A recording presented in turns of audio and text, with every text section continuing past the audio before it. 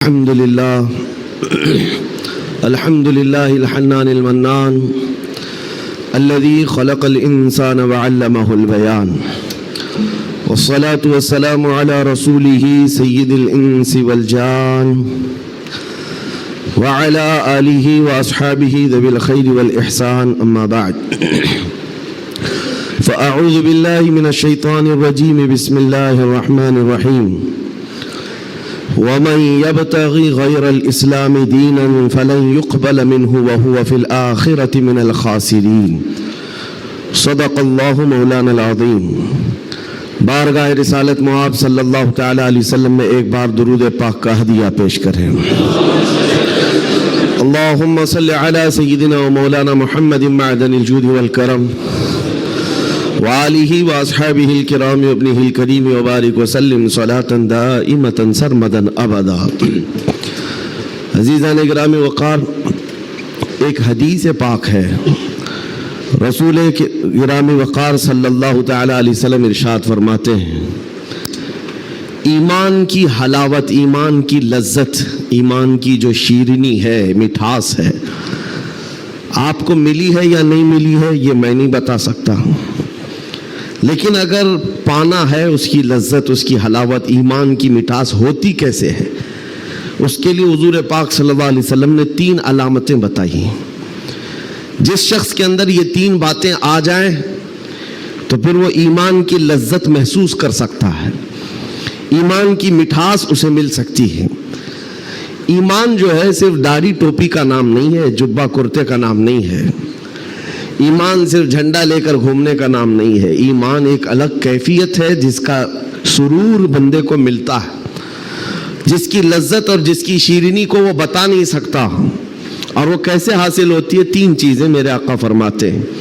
پہلی چیز، اللہ اور اس کے رسول سے سب سے زیادہ محبت کرتا ہو، پہلی چیز۔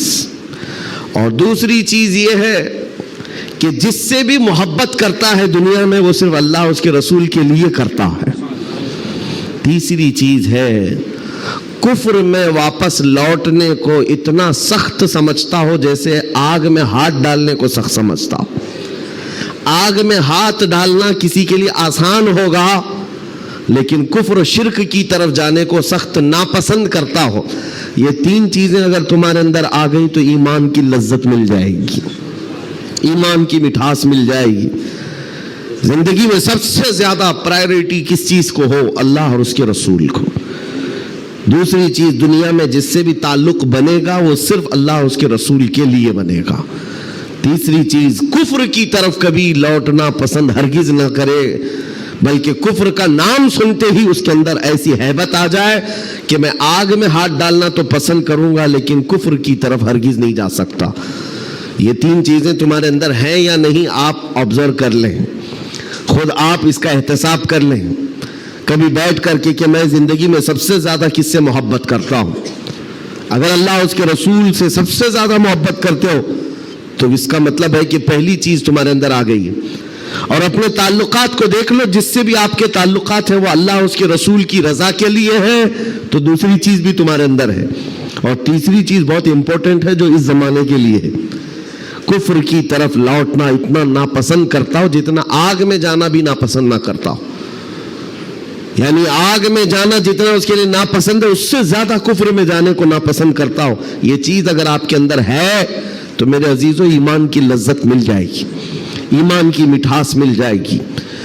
اس دور کے حالات کے اعتبار سے میں اگر اب بات کروں، قرآن کی آیت تو 1400 سال سے یہ اعلان کر رہی ہے، وَمَنْ يَبْتَغِي غَيْرَ الْإِسْلَامِ دِينًا فَلَنْ يُقْبَلَ مِنْهُ۔ اسلام کے علاوہ کسی بھی دین کی طرف تم منہ بھی لگائے، توجہ بھی کیے تو قیامت کے دن پھر وہ سب سے بڑے گھاٹے میں ہوں گے، ہرگز قبول نہیں کیا جائے گا۔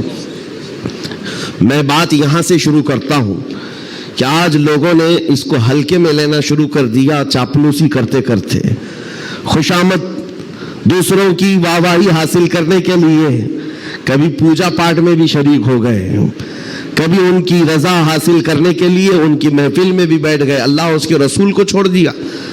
تمہارے دین میں کمی کس بات کی ہے؟ کتوں کو راضی کرنے کے لیے شیر کبھی کتا نہیں بنتا، ایک بات یاد رکھو، رسول پاک صلی اللہ تعالیٰ علیہ وسلم کا جو سپاہی ہے وہ ہر گھڑی ہر میدان میں سپاہی ہے. اسے کس چیز کی کمی ہے؟ کس چیز کی کمی ہے؟ جو عزت ملی ہے وہ نام مصطفیٰ سے ملی ہے. ایک صحابی ہیں حضرت نعمان، ایک بادشاہ کے ہاں گئے تھے ایمبیسیڈر بن کر کے، ترجمان حضور کے قاصد بن کر گئے تھے. بہت دور ملک تھا، میرے آقا مدینے میں ہے، لیکن جانتے ہو اس بادشاہ نے آپ کے آنے کے لیے ریشم کا قالین بچھایا، سونے کی کرسی لگائی. لیکن وہ صحابی رسول جیسی آئے، اپنی تلوار سے انہوں نے ریشم کے قالین کو پھاڑ دیا، زمین پر چلنے لگے. اور کرسی جب سونے کی کلائی کی ہوئی کرسی بچھائی گئی ان کے لیے، بادشاہ نے بہت عزت دیا کہ محمد عربی کا قاصد آیا ہے، سفیر آیا ہے، لیکن انہوں نے کرسی کو بھی ٹھکرا دیا، کہا مجھے دوسری کرسی لاؤ. کیوں؟ صرف اس لیے. اس بادشاہ نے پوچھا کہ اتنا زیادہ غرور ہے عرب والوں میں، اتنا زیادہ ایٹیٹیوڈ ہے محمد عربی کے غلاموں میں، ان کے سفیروں میں؟ صحابی رسول نے کہا نہیں، نہ یہ غرور ہے نہ یہ تکبر ہے. میرے آقا صلی اللہ تعالیٰ علیہ وسلم نے فرمایا ریشم کا استعمال مرد کے لیے حرام ہے، سونے کا استعمال مرد کے لیے حرام ہے. تو میں مدینے میں رہوں تب بھی غلام ہوں، دنیا میں کہیں پر رہوں تب بھی میں غلام ہوں. انہوں نے پاس و لحاظ رکھا ہے نسبت رسول کا. تو پھر وقت کے بادشاہوں کو بھی انہوں نے جھکنے پر مجبور کیا ہے. کس چیز کی کمی ہے مسلمانوں تمہارے پاس؟ کون سی دولت کی کمی ہے؟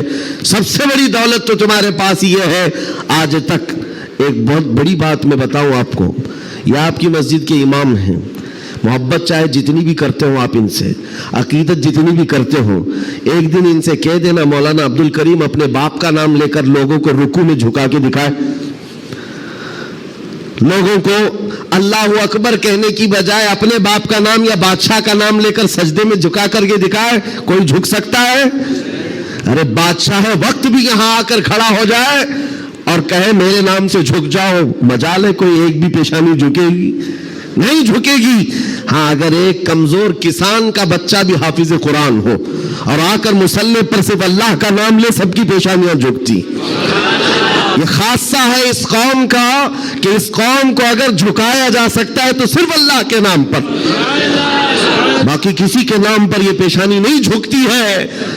اور آپ کو پتا ہے آج کے دور کا یہ بھارت تو چھوٹا ہے، اکھنڈ بھارت جس پر اکبر بادشاہ راج کرتا تھا، جس میں افغانستان تک کی سیمائیں آتی تھی، اس دور میں ڈکٹیٹر رول ہے، کوئی الیکشن والا بادشاہ نہیں ہے. 40 سال تک بیٹھا ہوا بادشاہ جب نیا دین لے کر کے آیا، اور اس کا نام بھی اکبر تھا، نمازیں بھی اس نے اس طرح بنائی کہ بادشاہ کے نام پر رکوع ہوگا، سجدہ ہوگا. میرے عزیزو، ایسا تمکنت اور ایسے جلال والا بادشاہ، لاکھوں کی فوج ہے اس کے پاس، بڑے بڑے راجے مہاراجے آنکھ نہیں ملا سکتے تھے، لیکن جب اس نے یہ کہا کہ عبادت میں بادشاہ کے نام پر جھکنا ہوگا، صرف 25 سال کی عمر کا مجدد الف ثانی کھڑا ہو گیا، کہا نہیں یہ پیشانی جھکے گی تو صرف اللہ کے نام پر. حد ہو گئی میرے عزیزو. بادشاہ وقت جس کے پاس سارا جبر طاقت ہے نہیں جھکا سکا. اور جھکانے کے لیے اس نے ایک بار کیا کیا، دربار میں اتنا چھوٹا سا دروازہ بنایا کہ آنے والا جھک کر کے ہی آئے، جو بھی دربار میں آئے وہ جھک کر، سیدھا آ نہیں سکتا تھا، اتنی چوکھٹ چھوٹی بنا دی. مجدد صاحب رحمت اللہ تعالیٰ علیہ کو بلایا گیا تھا دربار میں کہ یوں تو یہ جھکتا نہیں، لیکن دربار میں آنا ہے تو کیسے آئے گا. جب وہ قریب پہنچے دیکھا کہ اتنی چھوٹی چوکھٹ بنی ہوئی ہے اور یہاں جانے کے لیے رکوع کی حالت میں جانا پڑتا ہے. وہ اللہ رب العزت کا ایسا بندہ، رسول پاک کا سپاہی، اپنے دین کا محافظ، دیکھتا ہے جانا ہے ٹھیک ہے جائیں گے، لیکن جس وقت داخل ہونا تھا وہ نہ جھکے، نہ ہی رکوع کیا، نہ ہی پیشانی جھکائی، پہلے پیر اندر ڈال دیا، پیر اندر ڈال دیا. جیسے سامنے لوگوں نے دیکھا کہ لوگ پیشانی پہلے اندر ڈال کر کے آتے تھے، اور یہ عالم دین ہے کہ پیر اندر ڈال کر کے آ رہا ہے. یہاں جیسی آئے تو لوگوں نے یہ اعلان کیا کہ بادشاہ کی بڑی توہین ہوئی، بادشاہ کی بڑی توہین ہوئی، پاؤں دکھا کر کے آ رہا ہے یہ مولوی، قدم دکھا کر کے آ رہا ہے. آپ نے کہا بادشاہ کی توہین میں نے نہیں کی، بادشاہ نے خود اپنی توہین کروائی ہے.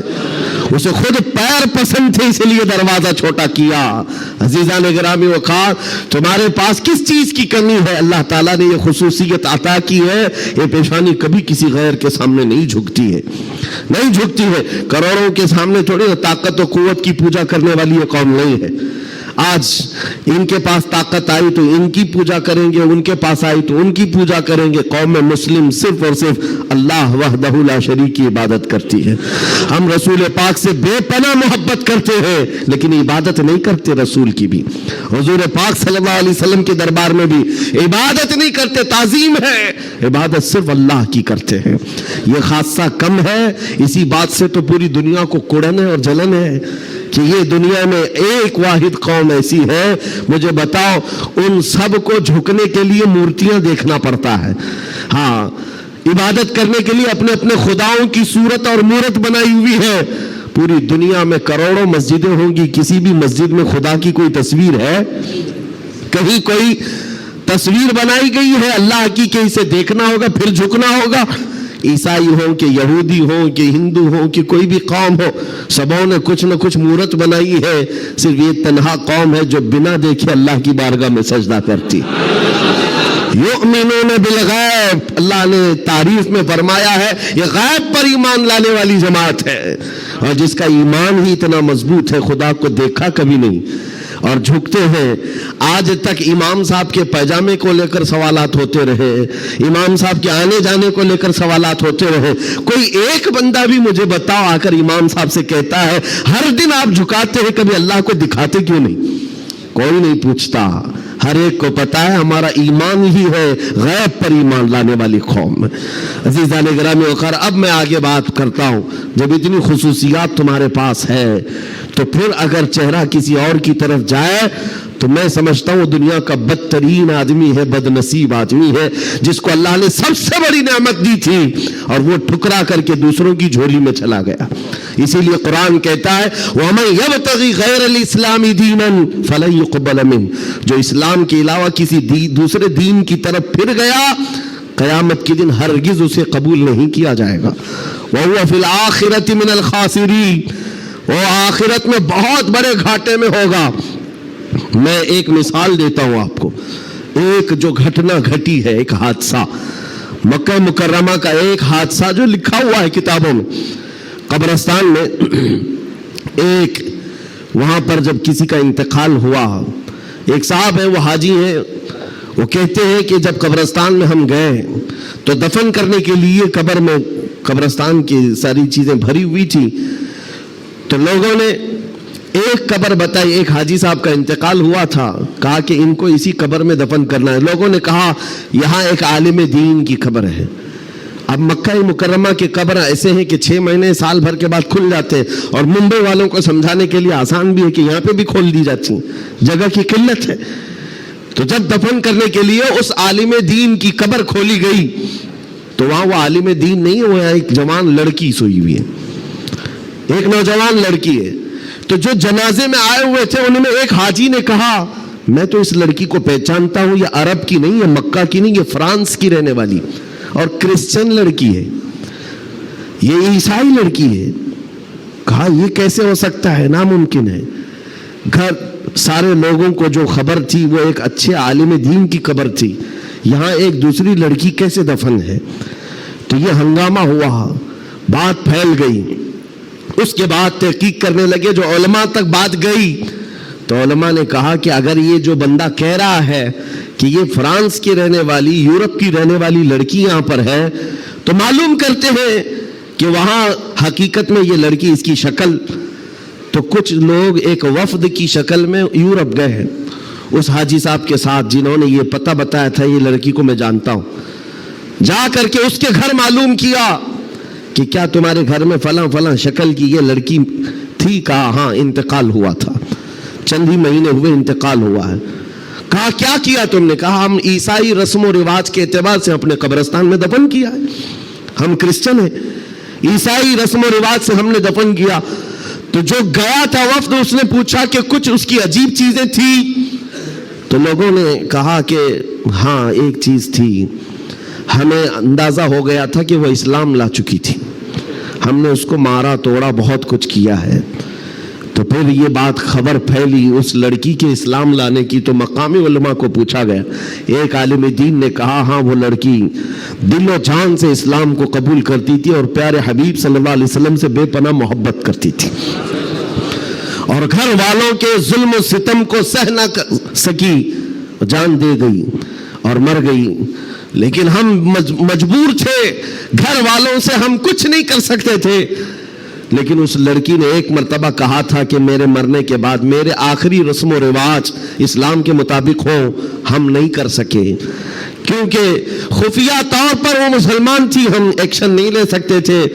اور ہمیں اس بات کا افسوس ہے کہ اسے عیسائی قبرستان میں دفن کر دیا گیا. سنو حیرت کی بات ہے, لوگ ایک بہت عجیب اچنبے میں پڑتے جا رہے ہیں, نئی نئی باتیں کھلتی جا رہی. تو اس کے بعد یہ فیصلہ ہوا کہ آئے ہوئے وفد نے اور گھر والوں کو اطلاع دے کر کے کہ ہم چلتے ہیں جس قبرستان میں آپ نے اپنی بیٹی کو دفن کیا ہے, ہم جا کر کے دیکھنا چاہتے ہیں وہاں. ہاں تو عیسائی قبرستان میں بڑی مشکل سے انہوں نے کہا کہ ٹھیک ہے. قبر کھولی گئی تو وہاں وہ عالم دین سویا ہوا جس کو مکہ میں دفن کیا گیا تھا. اب حیرت کی انتہا اور ہو گئی, اس کا اس عیسائی قبرستان میں کیا لینا دینا, یہ آیا کیسے, یہاں پہنچا کیسے. میرے عزیزو, یہ بات اگر لکھی ہوئی نہ ہوتی تو میں کبھی نہیں کہتا. اور جب اور حیرت بڑھ گئی, وہ وفد علماء کا واپس آیا, کہا کہ اس راز کو ہم معلوم کرتے ہیں اس عالم کے گھر سے ہی. ایک بات تو سمجھ میں آ گئی کہ لڑکی مسلمان ہو گئی تھی اور اسلام سے بے پناہ محبت تھی. اللہ کا کرم ہوا, ہو سکتا ہے اسے کفرستان سے نکال کر مولا تعالیٰ ایمان والوں کے بیچ میں, اولیاء اور صحابہ کے بیچ میں دفن کر دیا ہو. فرشتوں نے اس کو منتقل کر دیا, اور یہ ممکن ہے, یہ ممکن ہے. لیکن اس کے ساتھ کیا ہوا ہے, یہ مسلمانوں کے قبرستان سے کرسچن اور عیسائیوں میں کیسے آ گیا. گئے واپس جانے کے بعد بہت قابل توجہ بات کر رہا ہوں, اور اس زمانے کی بہت ہی امپورٹنٹ چیز آپ کو میں بتا رہا ہوں, دل دہلا دینے والی چیز ہے. واپس آنے کے بعد اس عالم کے گھر گئے لوگ, اس کی بیوی موجود تھی جو بیوہ تھی. جا کر پوچھا کہ تیرے شوہر کے بارے میں ہمیں کچھ معلومات حاصل کرنی ہے. اس نے کہا بتائیے کیا ہے. کہا کہ کیسا تھا وہ. کہا اس کے اخلاق بہت اچھے تھے, اور نمازوں کی, کہا ایک نماز بھی قضا نہیں کرتا تھا, پابند تھا, لین دین میں سب چیزوں میں اچھا تھا. پھر بچا کیا, بیوی ساری چیزیں اچھی بتا رہی, مسلمان ہے. بیوی نے گھبرا کر پوچھا آخر اس کے بارے میں اتنی تحقیق کیوں کر رہے ہیں, آپ بتا سکتے.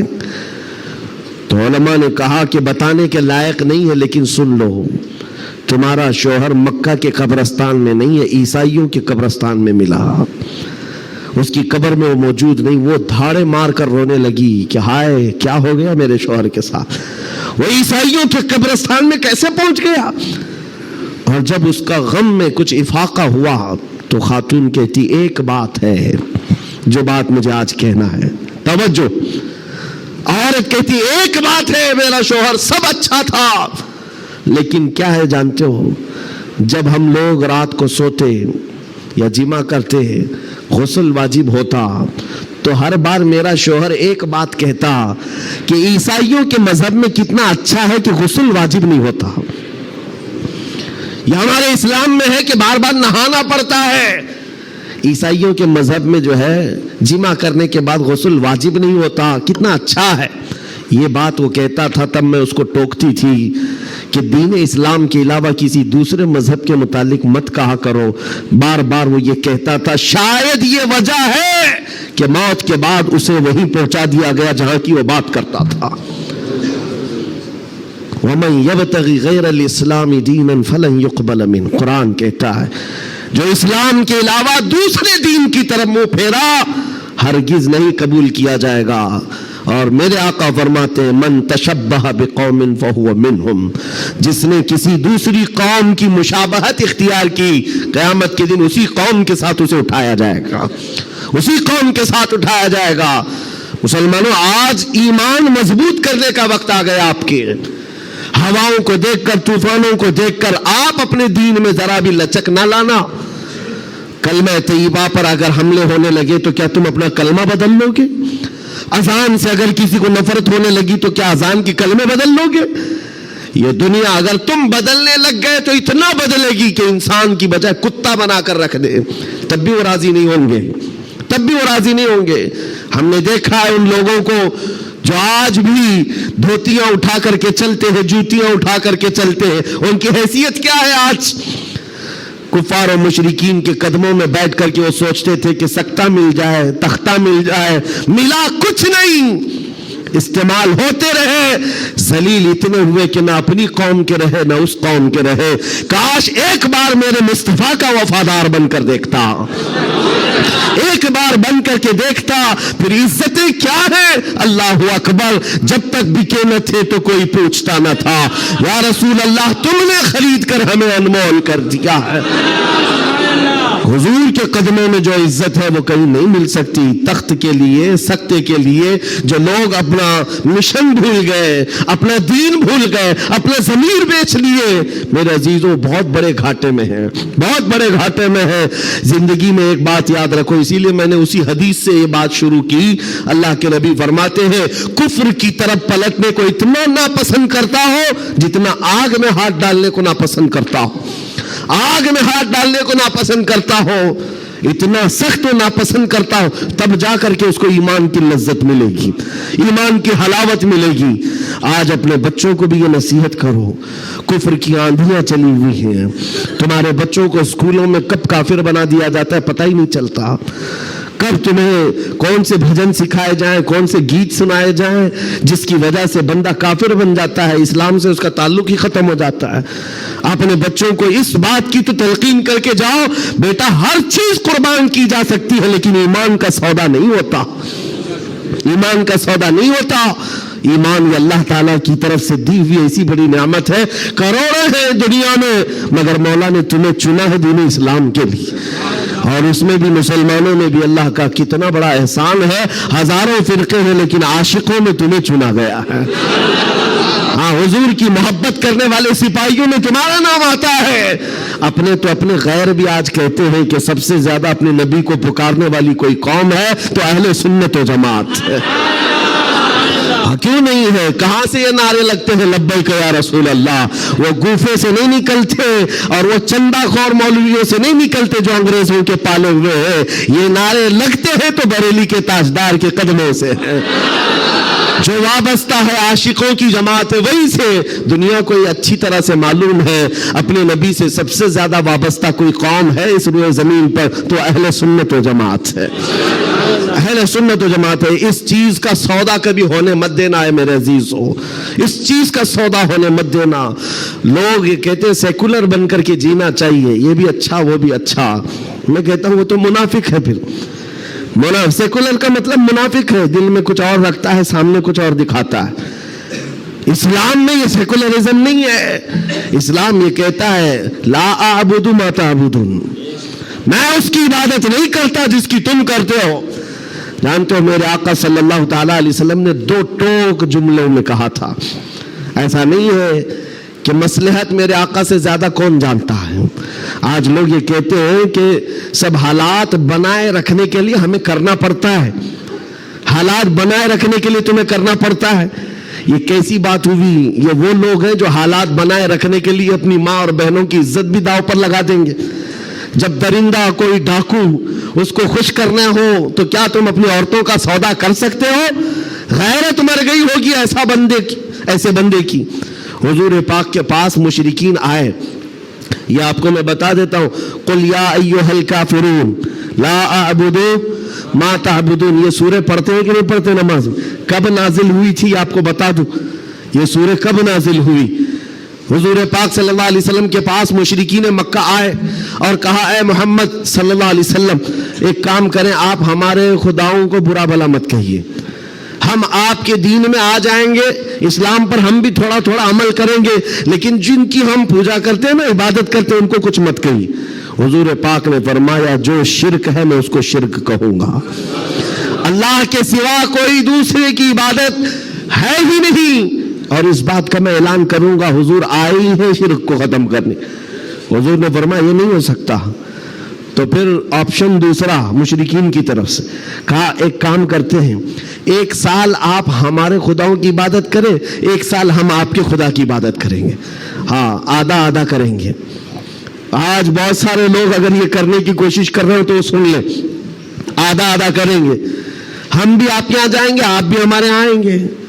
حضور پاک صلی اللہ تعالیٰ علیہ وسلم نے فرمایا ہرگز نہیں ہو سکتا، تم چاند اور سورج میرے ہاتھ میں لا کر رکھ دو، میں اس کی عبادت نہیں کرتا جس کی تم کرتے ہو، میں پالنہار حقیقی کی عبادت کرتا ہوں۔ آخری آپشن جانتے ہو کیا کیا تھا، کیا دیا تھا انہوں نے؟ مشرکین نے کہا چلو محمد صلی اللہ علیہ وسلم آپ یہ بھی نہیں مانتے وہ بھی نہیں مانتے تو کم سے کم اتنا کرو کہ صرف اور صرف ہمارے خداؤں پر ایک بار ہاتھ رکھ دو، بس چھو کر کے چلے جاؤ۔ نبی پاک صلی اللہ علیہ وسلم سے صرف اتنا تقاضا تھا ان کا کہ آپ ہاتھ لگا کر چلے جائیں، یہاں تو سر جھکانے والے بھی موجود ہیں، ہاتھ لگا کر چلے جائیں۔ نبی پاک صلی اللہ علیہ وسلم جلال میں کہا ہاتھ لگانے کی بات، بلکہ میں تو نظر بھی اٹھا کر نہ دیکھوں، نظر بھی اٹھا کر نہ دیکھوں۔ تب اللہ تعالیٰ نے پوری سورہ نازل فرمائی، قل یا ایھا الکافرون لا اعبد ما تعبدون، اے محبوب آپ فرما دیں اے کافروں میں اس کی عبادت نہیں کرتا جس کی تم عبادت کرتے ہو۔ یہ 2 ٹوک جملوں میں کہا گیا ہے، اور حالات ایسے بھی ہوئے میرے عزیزوں، چمتکار کو لوگ آج کہتے ہیں نا، جو بھی چمتکار ہوگا اس کی پوجا ہوتی ہے، عجیب و غریب چیز دکھے تو لوگ اس کو ایک افواہ کے شکل میں ایسا بناتے ہیں جیسے اس کا عقیدہ بن جائے۔ حضور پاک صلی اللہ تعالیٰ علیہ وسلم کے زمانے میں صحابہ کو رجھانے کے لیے کیا کیا نہیں کیا گیا مکہ مکرمہ میں۔ یہ حالات آئیں گے، اس لیے مجھے یہ گفتگو کرنی پڑ رہی ہے تاکہ تم اپنے ایمان پر مضبوط رہو۔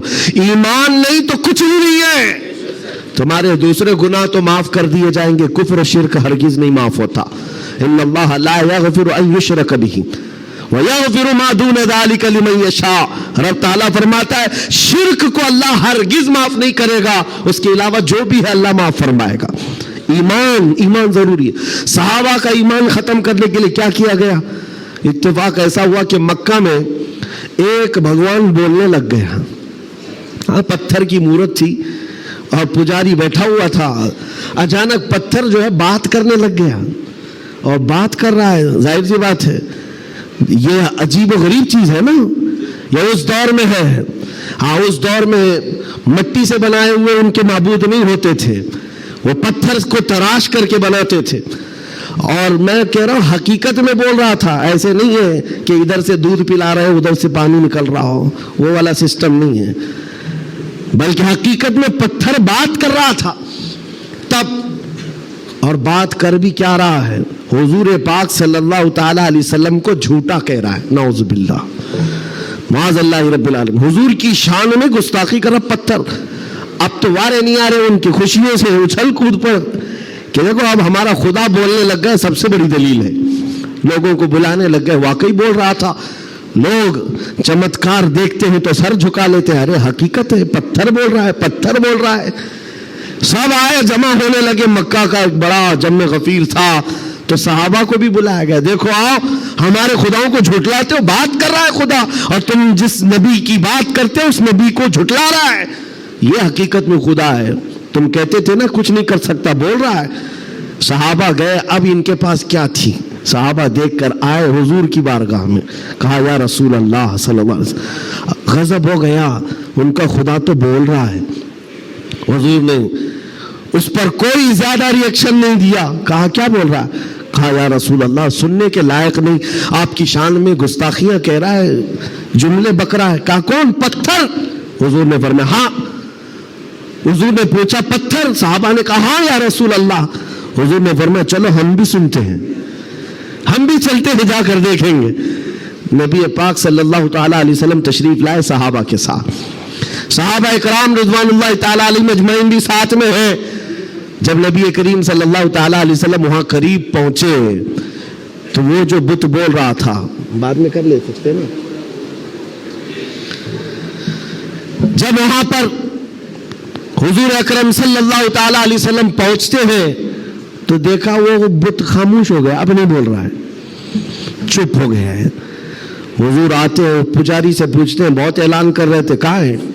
کیا بول رہا تھا؟ کہا بول تو رہا تھا، صبح سے بول رہا تھا، ابھی چپ ہو گیا۔ حضور پاک نے فرمایا میں بھی سننے کے لیے آیا ہوں۔ اب وہ پاؤں میں گر پڑا پجاری، کس کے؟ خدا کے۔ ارے ہمارے خدا بول تو دو ایک بار، جو صبح سے بول رہے تھے دوبارہ بولو، صبح سے بول رہے تھے دوبارہ بولو، کیونکہ اب ذلت تھی، اب چپ ہو گئے، اب نہیں بول رہا ہے۔ لوگ جو کھڑے تھے وہ بھی گواہی دے رہے، نہیں سچ میں بول رہا تھا، ہم نے بھی سنا، ہم نے بھی سنا۔ حضور پاک صلی اللہ تعالیٰ علیہ وسلم نے اس پجاری کو ہٹایا اور کہا ہٹو، میں پوچھتا ہوں کیا بول رہا تھا۔ حضور پاک صلی اللہ تعالیٰ علیہ وسلم قریب آئے، پتھر سے کہا کیا بول رہا تھا، بول۔ پتھر بولنے لگا اشہد ان لا الہ الا اللہ واشہد ان محمدًا عبدہ ورسولہ، گواہی دیتا ہوں کہ اللہ کے سوا کوئی معبود نہیں، گواہی دیتا ہوں کہ محمد اللہ کے رسول ہیں صلی اللہ علیہ وسلم۔ میرے آقا نے فرمایا یہی بول رہا تھا؟ اب تو اوندھے منہ گر گئے نیچے، کہا یہ نہیں بول رہا تھا۔ لیکن اب حضور پاک صلی اللہ تعالیٰ علیہ وسلم نے پوچھا بتاؤ کیا اس بات پر ایمان لاتے ہو؟ جو یہ کہہ رہا ہے اس پر ایمان لاتے ہو؟ پجاریوں نے اعلان کیا اور واویلا مچا، نہیں محمد نے جادو کر دیا صلی اللہ علیہ وسلم، نعوذ باللہ۔ جب بات نہ بن پڑے، کیسا خدا ہے جس پر بھی جادو چلتا ہے؟ خدا کے اوپر بھی جادو چل گیا ہے تو پھر باقی بچا کیا ہے؟ حضور پاک صلی اللہ تعالیٰ علیہ وسلم واپس تشریف لائے۔ ایسا ہو سکتا ہے؟ اب آپ کو میں بتاتا ہوں حقیقت کیا ہے۔ اگر تمہاری زندگی میں کبھی کوئی بولنے لگ جائے تو ایمان سے ہاتھ مت دھونا۔ ہاں کوئی جھاڑ بھی بولنے لگ جائے، درخت بول لے، پتھر بولنے لگ جائے، تو تمہیں پہلے سے میں بتا رہا ہوں ایمان سے ہاتھ مت دھونا۔ ہو سکتا ہے یہ چیزیں اب تو کرنٹ کا زمانہ ہے، بیٹری لگا کر کے کچھ بھی بولا جائے، لیکن اس دور کی بات کر رہا ہوں جب کوئی بیٹری اور سیل نہیں تھی، اب تو گڈی گڑیا بھی بولتی ہیں۔ اس دور میں کیا ہوا کیا تھا، پتھر بولا کیسے؟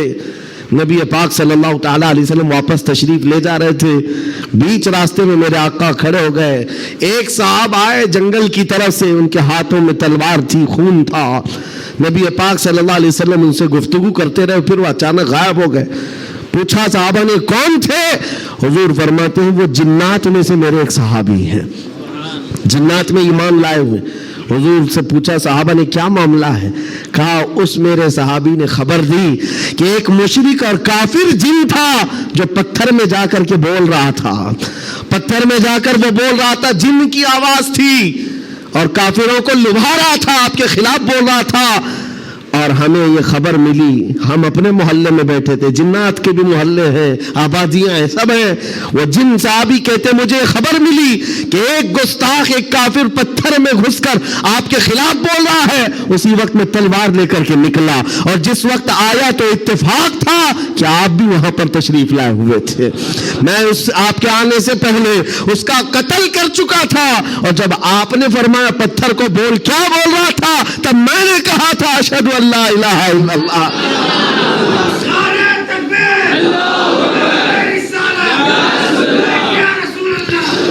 میرے عزیزو ایک بات یاد رکھو، صحابہ اکرام کے سامنے یہ بھی آزمائش آئی، لیکن وہ ٹس سے مس نہیں ہوئے، ٹس سے مس نہیں ہوئے، وہ اپنے ایمان پر جمے رہے، استقامت کا وہ پہاڑ بن کر کے قائم رہے۔ آج ضرورت اس بات کی ہے میرے عزیزو، حالات اس طرح کے اگر بن جائے، دنیا چمتکار دکھانے لگ جائے، تو اپنے ایمان سے ہاتھ مت دھو بیٹھنا۔ وہ دیکھو ابھی سوشل میڈیا پر ایک چھوٹا دجال بھی آیا، چٹیاں لے لے کر کے بتاتا رہتا ہے، چھوٹا دجال، بڑا دجال آنا باقی ہے جو پانی برسا کے بھی دکھائے گا، سبزہ اگا کر کے بھی دکھائے گا، اور ایک آدمی کو مار کر زندہ کر کے بھی دکھائے گا، یہ حدیث پاک میں ہے۔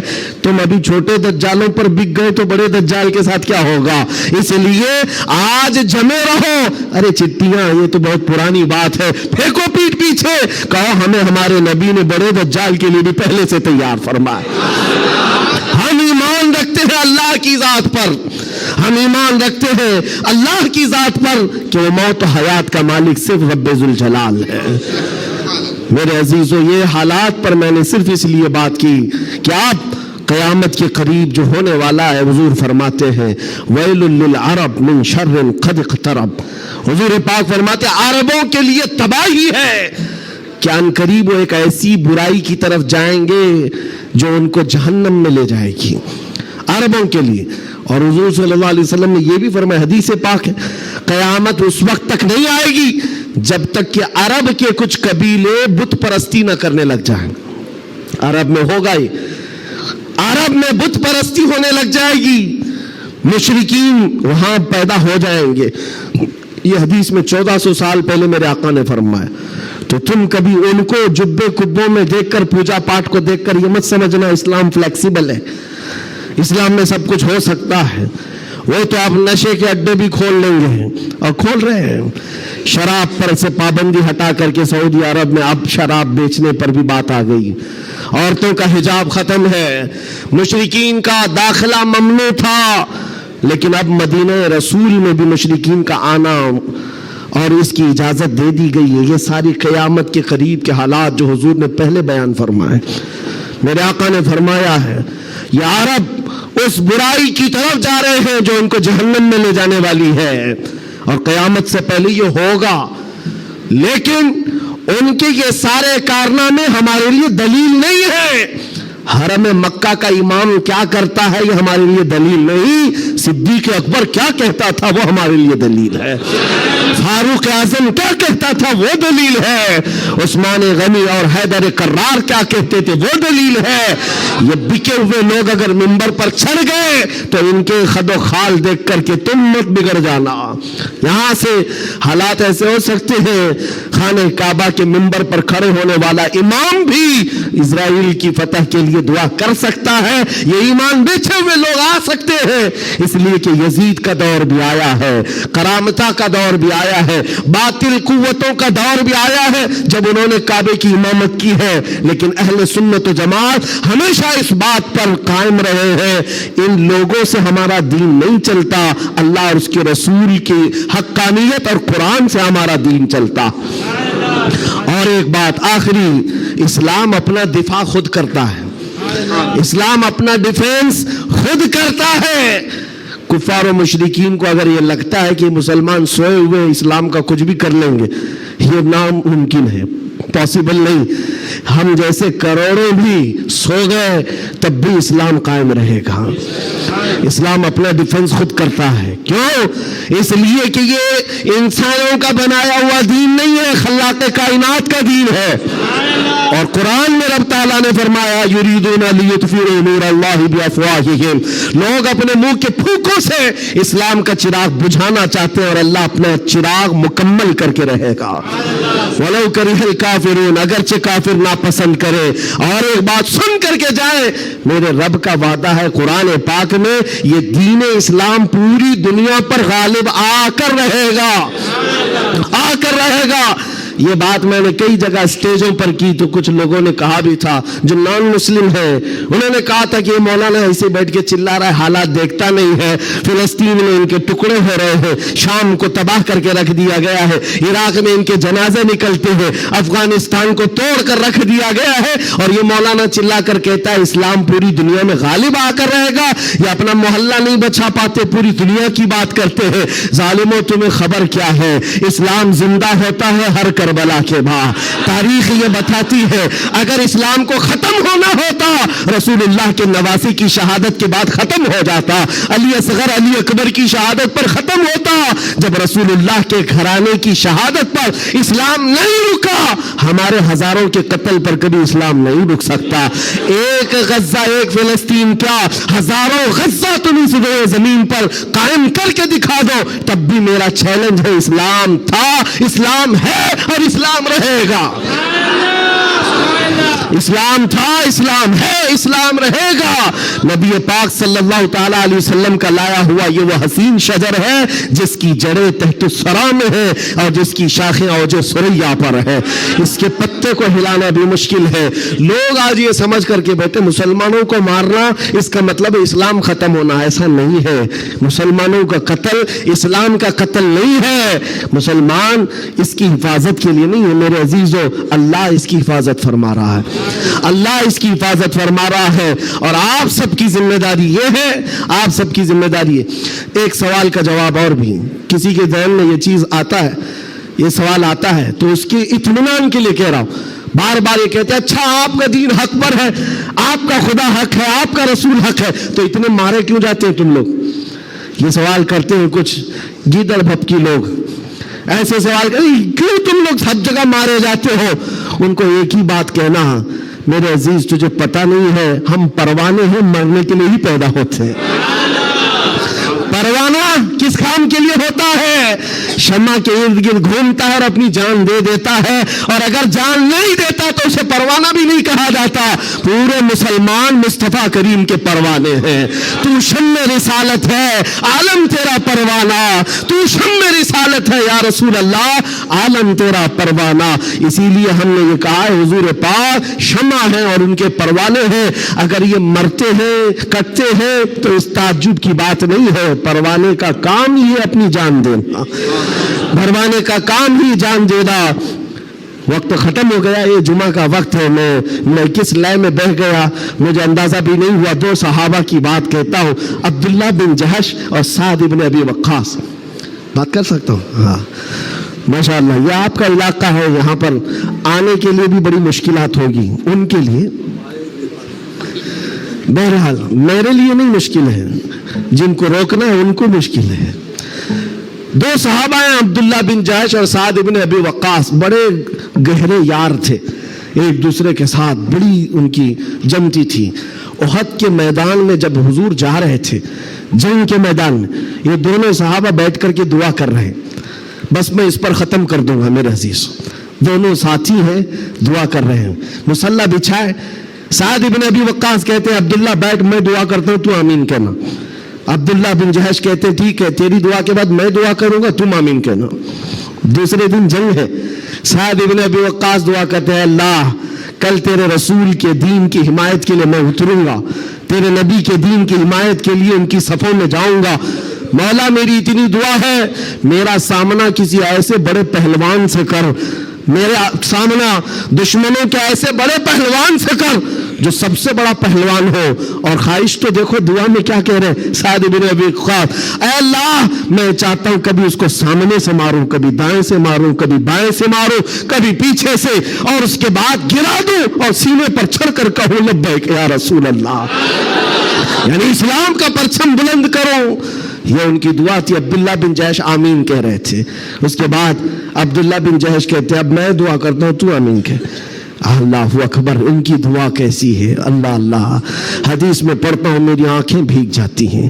عبداللہ بن جہش کہتے ہیں اے اللہ کل تیرا رسول میدان میں اتر رہا ہے, اور احد کے میدان میں جب میں تیرے دین کی حمایت کے لیے اتروں تو دشمنوں کی طرف میں بڑھ کر چلا جاؤں تیری محبت میں, تیرے نبی کی محبت میں. کبھی کوئی دشمن مجھے سامنے سے مارے, کبھی دائیں سے مارے, کبھی بائیں سے مارے, کبھی پیچھے سے مارے, اور تیرے محبت میں مولا, تیرے رسول کی محبت میں ہر جگہ سے زخم کھاؤں, اور پھر میں شہید ہو جاؤں اسلام زندہ باد کہتے ہوئے, اسلام کی بلندی کا نعرہ لگاتے ہوئے شہید ہو جاؤ. ایک مارنے کی دعا کر رہا ہے, ایک مرنے کی دعا کر رہا ہے. یہ رسول اللہ کے پروانے ہیں. دوسرے دن میدان جنگ میں جب یہ صحابہ آئے احد کے میدان میں, میرے عزیزو دعا قبول تھی, دعا قبول تھی. سعد بن ابی وقاص جیسی آئے, آپ کے مقابل میں مشرکین کا وہ پہلوان آیا جس کے بارے میں کہا جاتا تھا وہ 1000 لوگوں کی تنہا طاقت رکھتا تھا, وہ مقابل میں آیا. سعد بن ابی وقاص کہتے ہیں میں تو کامیاب ہو گیا, مولا نے میری دعا سن لی اور بڑا پہلوان میرے سامنے بھیجا. اور پھر تیر جب چلاتے تھے اور تلوار چلاتے تھے ان کی دعا کے مطابق ہی اس بڑے پہلوان کو کبھی دائیں سے مارا, کبھی بائیں سے مارا, کبھی سامنے سے مارا. اور سعد بن ابی وقاص کی تلوار اور ان کی تیر کا اندازہ کر سکتے ہو, یہ تنہا صحابی ہے. جب تیر چلاتے تھے میرے آقا پیچھے سے کہتے تھے بیابی انت و امی علمی یا سعد, اے سعد تیر چلا میرے ماں باپ تجھ پر قربان ہو. ساری دنیا کہتی یا رسول اللہ میرے ماں باپ آپ پر قربان, لیکن اللہ کا رسول کہتا ہے اے سعد تیر چلا میرے ماں باپ تجھ پر قربان. اب پھر تیر کی طاقت کا اندازہ کیا ہوگا. ڈھیر ہو گیا دشمن, ڈھیر ہو گیا بڑا پہلوان, سینے پر چڑھ کر کہا اسلام تھا, اسلام ہے, اسلام رہے گا. میرے عزیزوں اس کے بعد جب جنگ کا خاتمہ ہوا شام کے وقت, یہ جنگ شکست میں بدل گئی تھی. پہلے فتح ہوئی پھر شکست ہوئی, 70 صحابہ شہید ہوئے. سعد ابن ابی وقاص وہ ڈھونڈتے رہے میرا جگری یار کہاں ہے, عبداللہ بن جہش کہاں ہے, اپنا جگری یار جس کے ساتھ اٹھتے بیٹھتے, جن کے ساتھ بیٹھ کر لمبی باتیں ہوتی تھی. ڈھونڈنے پر نکلے تو کسی نے کہا تمہارا جگری یار تو شہید ہو گیا, شہید ہو گیا. حضرت سعد ابن ابی وقاص کے دل پر لگی بات, جس کا گہرا دوست انتقال کر جائے اس کی دنیا ادھر سے ادھر ہو جاتی ہے. سعد ابن ابی وقاص کہتے ہیں میں دیکھنا چاہتا ہوں میرے جگری یار کو. ڈھونڈتے ہوئے آئے, لوگوں نے کہا عبداللہ بن جہش کو ماننا پڑے گا, ایسا لڑا کہ نرغے میں چلا گیا. سعد ابن ابی وقاص پوچھتے کیا ہوا ان کے ساتھ؟ لوگوں نے روتے ہوئے کہا عبداللہ بن جہش کو لوگ دائیں سے بھی مار رہے تھے, بائیں سے بھی مار رہے تھے, سامنے سے بھی مار رہے تھے, پیچھے سے بھی مار رہے تھے. مارتے مارتے شہید کیا, ان کے جسم کے 80 ٹکڑے کر دیے تھے, 80 ٹکڑے. ان کے ٹکڑوں کو رسی میں پیرو کر کافروں نے ہار بنا کر پہن لیا. حضرت سعد ابن ابی وقاص قریب آتے ہیں اور جسم کے ان کے ٹکڑے زمین پر گرے ہوئے تھے, جو گرم گوشت تھا اٹھایا. سعد ابن ابی وقاص کہتے عبداللہ تو مجھے چھوڑ کر چلا گیا, لیکن کل رات ہم نے دعا کی تھی, اللہ نے میری دعا بھی قبول کی, تیری دعا بھی قبول کی. سنو اے مسلمانوں, سعد ابن ابی وقاص کہتے ہیں میں نے جو دعا کی تھی اللہ نے وہ قبول کیا, بڑا دشمن میرے سامنے لایا, اور تو نے جو دعا کی تھی اللہ نے وہ بھی قبول کیا, مگر قسم رب ذوالجلال کی اے عبداللہ میری دعا سے تیری دعا کئی درجے افضل ہے, اس لیے کہ مارنے کی بات الگ ہے, حضور کی محبت میں مر جانے کا مزہ الگ ہوتا ہے. جان ہے عشق مصطفیٰ روز فضو کرے خدا, جس کو وہ درد کا مزہ نازے دوا, اٹھائے کیوں پھر کے گلی گلی تباہ, ٹھوکرے سب کی کھائی کیوں, دل کو جو عقل دے خدا تیری گلی سے جائے کیوں. وآخر دعوانا الحمدللہ رب العالمین, لبیک یا رسول اللہ.